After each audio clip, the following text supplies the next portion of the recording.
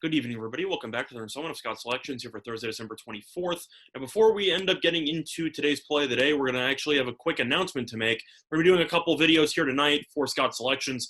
First video is going to be on the entire NBA card for Christmas. I know that you have the first game at noon, stuff like that, and Scott Steen is too busy being preoccupied with some family stuff as well as handicapping football. So for that reason, since basketball, I like to believe, is my bread and butter, I'm going to be going through all the games on the NBA card well in advance, so all of you can have time to put in your plays and to potentially bet on stuff before the line movements end up becoming a little bit too much to handle. So the further ado, we're going to dive right in and talk about what happened yesterday. We ended up winning our play of the day with Hawaii plus 10, which we ended up getting a minus 112 on DraftKings. Ended up dropping to around 8 or so. Didn't matter. Hawaii led wire to wire. Very easy win outright, let alone the 10 points that we were given for free. So nice winner there. We're going to be looking for a couple winners here in the NBA. So what we're going to do is we're going to go through every game from top to bottom in chronological order. And then if there's anything that I personally will play, I will announce it, and that will be an official play of the day. So without further ado, we're going to dive right in and talk about the first matchup here between the New Orleans Pelicans and the Miami Heat, taking place at noon Eastern time. A couple of pretty big line moves here in this spot. You have the total dropping from 229 to around 223.5. And you also have the Heat dropping from -5 to -3.5. A little bit of, I'd say, different experiences in the opener for both teams. New Orleans won on the road against the Tampa Bay Raptors because they're not playing in Toronto this season, and they ended up winning by double digits. Meanwhile, Miami lost a nail-biter to Orlando. So you have both teams end up starting in exact opposite ways. But Miami's still favored, and I still think that the spread is a little bit too low here with the Heat. I'm not going to play it personally because I am kind of curious how the Heat are going to account for all the missing parts of their team from last year. For example, Jay Crowder is one of those guys who might not be of course, known as being a phenomenal basketball player, but he's definitely a very solid role player, brings a bit of toughness, and it seemed like Miami was lacking a lot of toughness in the opener against Orlando. But I would lean to Miami minus the 3.5. I do think that they're more talented than New Orleans. Zion has been good so far this season in that one game, but I thought he could have been a little bit better. Had 6 turnovers, didn't really do a good job handling the ball. Brandon Ingram did a great job, though, as he almost had a triple-double. He was unstoppable in that game. And I do think that Jimmy Butler should pretty much guard him exclusively. I think he will do a pretty good job. Plus, you already know Miami has the better bench with Tyler Hero coming off the bench and company. So overall, I think Miami is getting a little bit disrespected by this line move. And I do think that Miami minus 3.5 has some value to it. But I'm not going to play personally, just my thoughts on that game. And for the total, it's dropped around 5 points or so. I think that's a little bit too much of a drop. But once again, I'm not going to touch it because I simply just don't think there's much value on it. So I'll lean to Miami, and I have no thoughts on the total whatsoever. But looking at the 2:30 game between Golden State and Milwaukee, I will definitely be having a play on this one. And it's going to be on the Bucks. I like the minus 10 at minus 110 on FanDuel at time recording of 11:06 p.m. Eastern time. A couple reasons why I like the Bucks in this spot.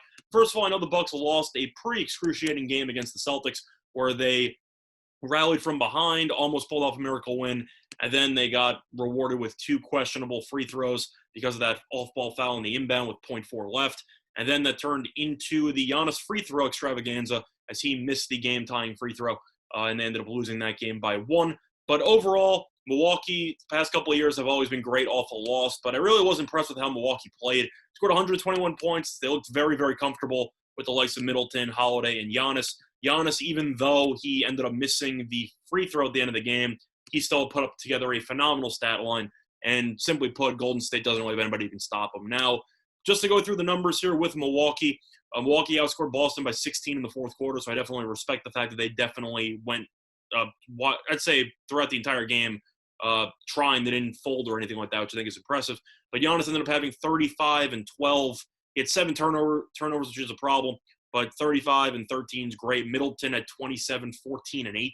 And Drew Holiday in his first game with the Bucks had 25 and 6. Really, all 3 of them were great. The bench really did absolutely nothing, which is a serious problem for this Milwaukee team because off the bench, you got Bobby Portis, DJ Wilson, Sam Merrill, Pat Connaughton, Brian Forbes. Really not a great bench at all, but I don't think it's going to be an issue in this game. And that was kind of the main reason why they fell behind to Boston. But Golden State's team is really just not good. Now, they got absolutely murdered by the Nets in the opener, lost that game by 26.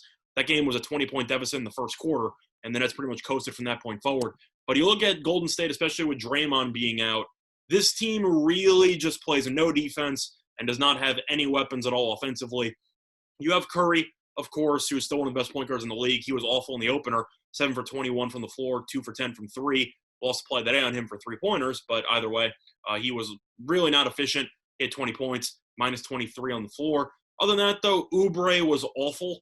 3 for 14, 0 for 6 from 3, 6.7 rebounds, 26 minutes, really not great. Wiggins was equally terrible, 4 for 16, 13 points. Yeah, he's Andrew Wiggins, 4 for 16, does sound a bit right. Pascal did nothing, hit 6 points, played 22 minutes, 2 for 6 from the floor. Wiseman was definitely the bright spot, pretty much the lone bright spot on this Golden State team, as he went 7 for 13, 4 for 8 from the line, which is a problem, but he had 19 points and 6 rebounds. But the issue you have here, especially with Klay being out and Draymond, who I know is not a talented offensive player, but at least he's experienced and he actually knows what he's doing on both sides of the ball to some degree, especially defensively. The issue with Golden State, besides Curry, who's your second option on offense? Because Klay, of course, is not out for the year, and that was the issue last year even before Curry got injured or when he even came back. This team just didn't have enough scoring options. Your second best scoring option is Kelly Oubre. Is it Andrew Wiggins? You just don't have any scorers here, and that's a serious problem for Golden State, especially with Curry, who, of course, he's a phenomenal off-ball, on-ball guy, but Curry, who can break it down in isolation, loves to play off-ball. And if you don't have anybody who can really threaten the defense to potentially cause the team to collapse, I just don't really see Golden State hanging tough in this score with Milwaukee. Milwaukee has the height advantage. They have the talent advantage. They have the depth advantage. I know I just mentioned how bad Milwaukee's bench was, but compare that to Golden State's bench. Kevin Looney, Marquise Chris, Wanamaker, Kent Bazemore, Mulder, Damian Lee, Jordan Poole, and Mulder. That's it. So both benches are really not great. And if you compare the starting lineups, you have Curry, of course, who's good. Other than that, though, I mean, you're looking at Giannis, Middleton, and Holiday. That's a serious problem for Golden State.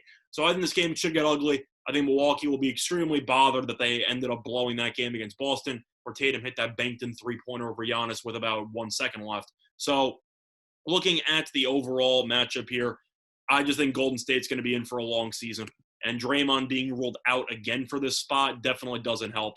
So I think Milwaukee will probably win this game by 15 or so. So the first play I'm going to give out officially on the NBA card for Christmas is going to be on the Bucks minus 10 at minus 110 on FanDuel. And other than that, though, looking at the other play I'm going to be giving out here on the card, it's going to be in a matchup between Brooklyn and Boston. The spread has moved a little bit from Brooklyn minus 1 to minus 3, even 3.5 appearing at BetOnline. Or it's actually about to appear at BetOnline because it's 3 juiced to Brooklyn. But looking at the total, it's going from 227 to 227.5. For this matchup here, I like Brooklyn. They won the first game against Golden State, which I just talked about, by 26. They also played Boston in preseason, which didn't really matter because, of course, it's preseason, but they ended up smacking Boston in the first half when the starters did play. Won that game very, very handily. But looking at the matchups here, I just think Brooklyn has too many weapons. You look at how Brooklyn played against Golden State. I know Golden State's not a good team, but Brooklyn is so beyond deep roster-wise that I just think they're going to be too much to handle for Boston. Boston had a great win. Tatum was great late. Jaylen Brown was great. But at the end of the day, with Kemba being out, you have a serious problem at the point guard position because you have Marcus Smart, who's a very good defensive player, but also takes way too many shots, and you have Jeff Teague starting. And other than that, though, you have Tice, I guess, at center, which I think is a problem because I think DeAndre Jordan and Allen are just bigger than him. I think they'll probably win the rebounding bench pretty handily. I don't know who on Boston's going to guard Durant. And Durant is a guy you can't find anybody to guard pretty much on any single team. But you compare that with Kemba as well. Smart will probably get the Kyrie assignment. But with no Kemba, I just think that Boston is going to lack enough firepower to compete with Brooklyn. You compare Brooklyn's lineup to Boston's, just if they rotate guys in. Brooklyn's starting lineup, you have Durant, DeAndre Jordan, Kyrie, Dinwiddie, and Harris. Then off the bench, you have Jeff Green, solid bench guy, can shoot threes. Taurean Prince, who was a starter last year. You end up having Jared Allen, who can probably start at center for most teams. You have Shamet, who I'm not a fan of, but he's still a pretty solid shooter. And you also have Karis LeVert. Now, Karis LeVert is in serious contention for Sixth Man of the Year. He's easily good enough to start on most teams. And based on that, the Nets really can just bring a bench in to extend leads or even hold on to leads, whatever you want to phrase it, before Durant and Kyrie get back in the game, and they are a matchup nightmare for anybody. Meanwhile, Boston's bench, I think, is fine. But you compare the likes of the guys I just mentioned to with LeVert and company, and compare that to Boston's bench, they don't really have a go-to scorer off the bench, which I think is a problem. Looking at Boston's bench, of course, it was better than Milwaukee's, but your bench consists of Jeff Teague, who ended up getting the start, actually, because they used Tristan Thompson in the starting lineup. So a little bit of a correction there. But Jeff Teague is your sixth man with Williams, Ojale, Pritchard, basically it. Yeah, Boston's bench, definitely not much to write home about. So I think that is the main difference between these two teams, is that in addition to having Durant and Kyrie in comparison to Brown and Tatum, I think that I'm not alone here when I say that I think Kyrie and KD are the more talented duo. But I do think it's closer than people want to make it out to be. Doesn't change the fact that on the bench, Brooklyn is just so much better. And I do think that at the spread right now, being a 3 on FanDuel at -110, and that's a very solid deal because this line should probably end up closing at around 4 based on how the line has moved so far. So my second play for the NBA card at Christmas is going to be on the Nets, -3 at -110 on FanDuel. But now looking at the other two games here on the card, you have the Mavericks versus the Lakers. Both teams off to slow starts this season. Dallas lost a pretty, I'd say, brutal game there against Phoenix because they really just looked lost offensively for the entire game. Doncic at 30+, but he really didn't play well at all, didn't make a single three-pointer. And the Lakers came out extremely flat on ring night, and they ended up getting beaten by the Clippers. Now, based on how the line has moved, mostly the main move to talk about is for the total. It's gone from 230 to 227.5. As for the spread, it stayed steadily at 6, a couple of 5.5s appearing for the Lakers. For this spot, though, there were rumors that maybe LeBron would take the night off. LeBron stated publicly he's playing on Christmas. He's not missing Christmas at all. Same thing with Anthony Davis, so the Lakers will be at full strength. Meanwhile, Dallas still missing Porzingis, will be out for probably the next month or so. But looking at this matchup here, it's really about motivation for the Lakers because on paper, you're going to look at the Lakers and say this team should beat everybody. But yet you saw against the Clippers, they came out and just had no effort whatsoever for the entire game, or mostly for the first quarter and after halftime. Second quarter, they definitely put it on them. But for the most part, it's a question of if the Lakers will be motivated for this game. Christmas LeBron, I think, will be. I do think that Dallas has some problems, especially offensively without Porzingis. And defensively, Porzingis is a huge body, and without him, you have to face Anthony Davis. You're going to have some problems there. So I think LeBron is unguardable for the Mavericks. I think AD is unguardable for the Mavericks. I think Luka's unguardable for Dallas. For the Lakers to stop him, I don't think they're going to put LeBron on Doncic. I think that's just going to be a problem. But at the end of the day, you just compared one unstoppable guy to two unstoppable people. I'll take the Lakers. I'll lean to them. Not exactly thrilled by the spot. I think that this game will be close. I think this will be a down-to-the-wire spread job there. But at the end of the day, I just think the Lakers have too many weapons, and I think they will be very, very motivated to get back on track after losing to the Clippers in somewhat embarrassing fashion based on how the game ended. But now looking at the last game, we're going to be talking about the Clippers here and the Nuggets. You have seen a decent amount of line moves here.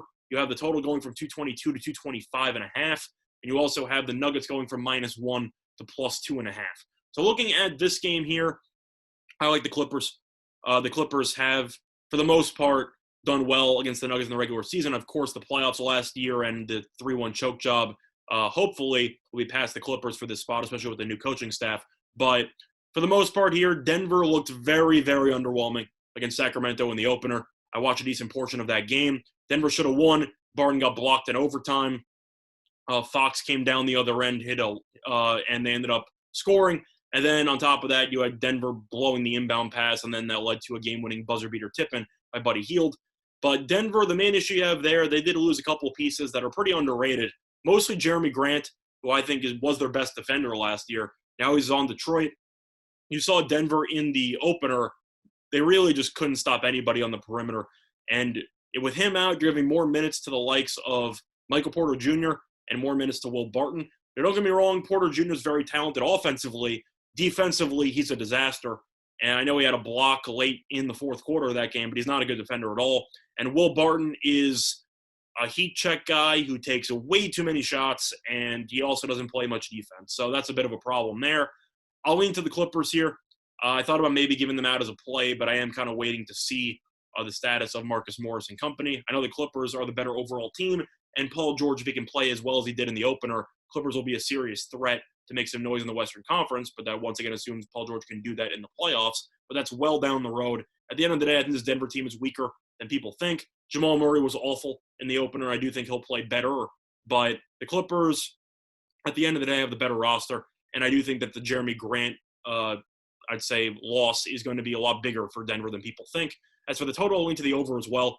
Denver's defense was very, very ugly against Sacramento in that game. And I think that the Clippers should end up having a field day against the perimeter guards, or just even the forwards on the perimeter are going to be trying to guard Kawhi and Paul George. The likes of Michael Porter Jr. and Will Barton, those guys, they can't cover anybody. So I think they'll have some problems there.